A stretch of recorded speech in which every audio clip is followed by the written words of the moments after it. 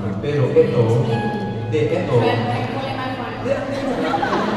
kahapon, yung third. Pero ito, ang hot mo dito. Alam mo, kahapon may mga tao na nag-tweet na.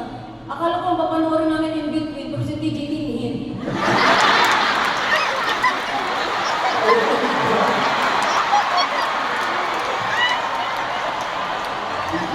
Bigay naman yung image mo sa kanila, wow, softball, ang ganun. Sobrang attracted ako sa'yo. Ano ba gagawa? As in, nung nakita kita, wow, DJ Monterde. Sa'yo lahat yan?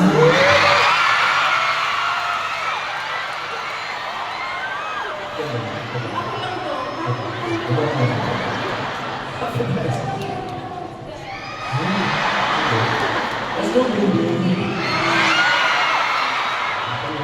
Ano ba?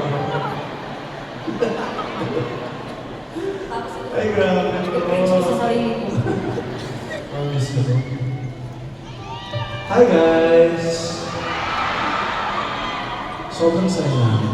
Kanina pa kami nag-aangin na parang, wow.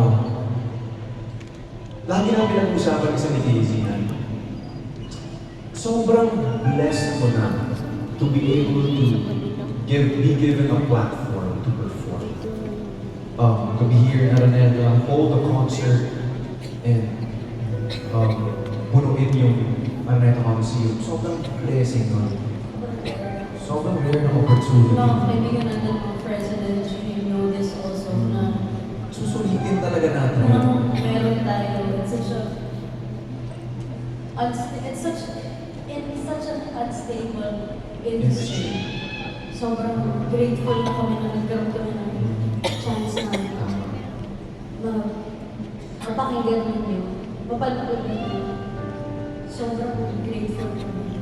Kasi ako, I come from a province na sobrang rare na inaabot ko yung audition, na yung mga, wala kami masyadong kilalang artists na galing sa probinsya. So dati, pag nakita akong audition sa ABS, ganyan na lang, sarap sa Marjo. Yan, Manila, audition, wala akong pera pang masahan pa Manila. So, being able to